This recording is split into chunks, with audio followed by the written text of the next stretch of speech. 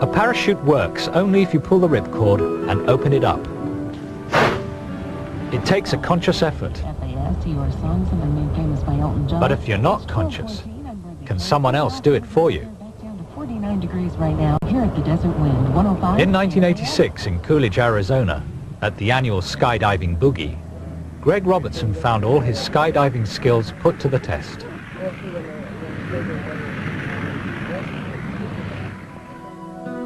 The headline writers had a field day. Newspapers and TV stations jammed his office switchboard.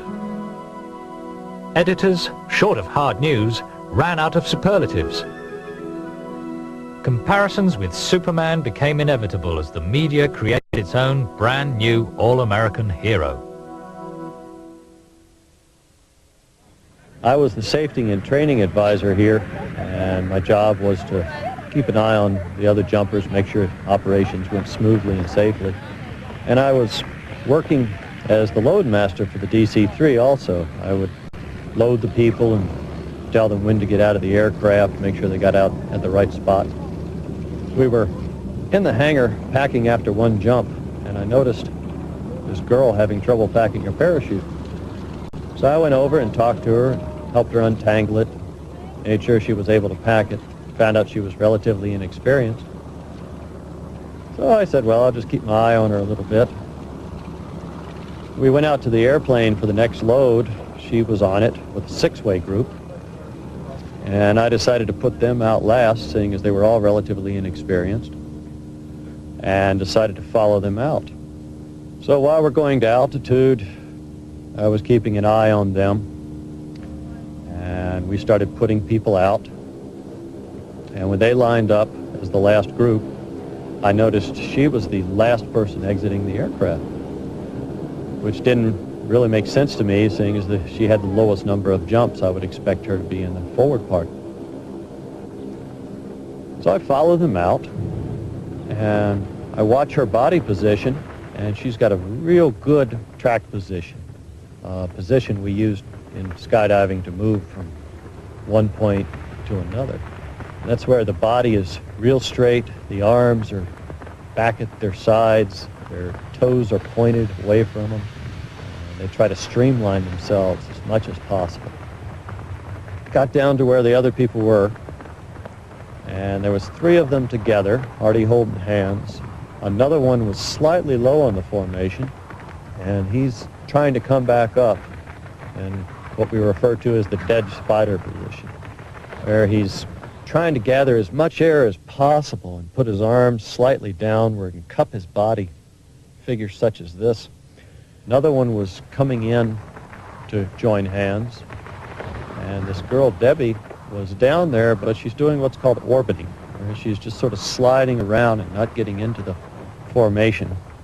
And all of a sudden, this fourth person who was approaching the formation just lands right on top of another jumper and grabs a hold, and this three-way plus this other jumper just falls out of the sky in what's called a funnel. Quite dramatic, actually. I said, well, I best go on over and hook up with this girl since she's inexperienced, and motion to her to pull a little higher since we've got these people now about 500 or 600 feet below us. So I start moving towards her, and at the same time, she starts diving towards this group of people that's now 500 feet below us. She isn't really watching where she's going, and she whacks right onto that other jumper that had been low on the formation to begin with. Hits him real hard.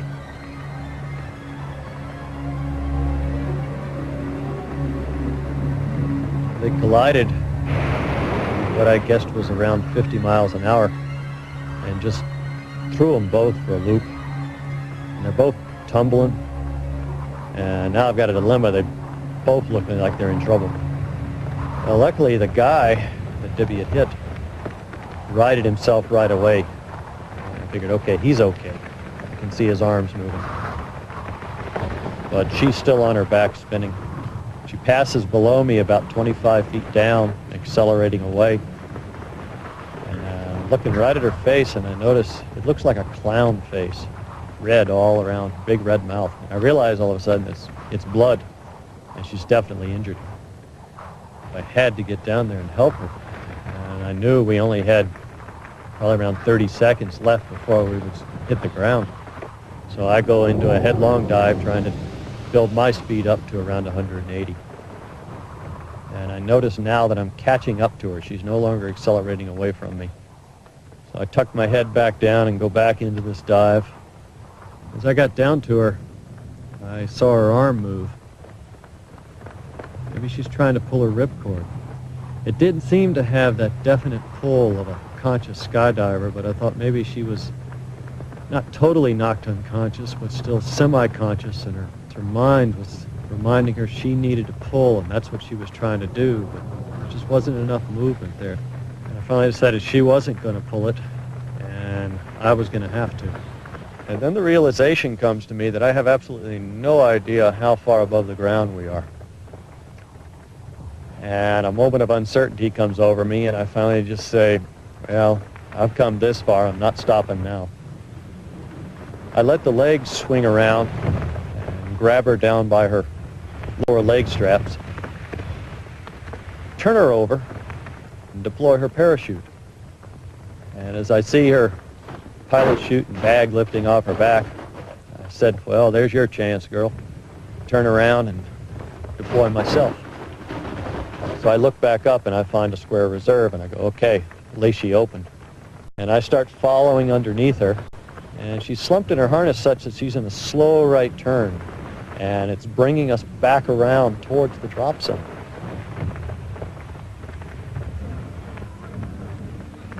So I land, probably about 30 seconds before her, and I gather up my parachute, and I keep running towards where she's landing. She lands,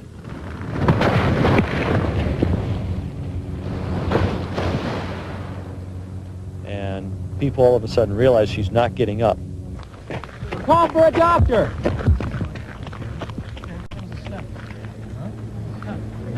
Before I went up on the next load, I went out and talked to the paramedics. They told me she had broken ribs, which I found out later to be 9, and she had massive internal injuries. She had bruised her heart, and the ribs had punctured her lungs, and her spleen was skewered. And there's 3 places, I reckon, that the injuries could have occurred. The first was the collision itself in free fall. I'm fairly certain that's where she broke the 9 ribs and the heart got bruised. The second was the opening of the parachute. And the third was the landing. Since it was uncontrolled, I'm fairly sure that that's where those ribs just bit in and skewered and punctured everything. But today she's alive and well, and she's actually skydiving in Hawaii.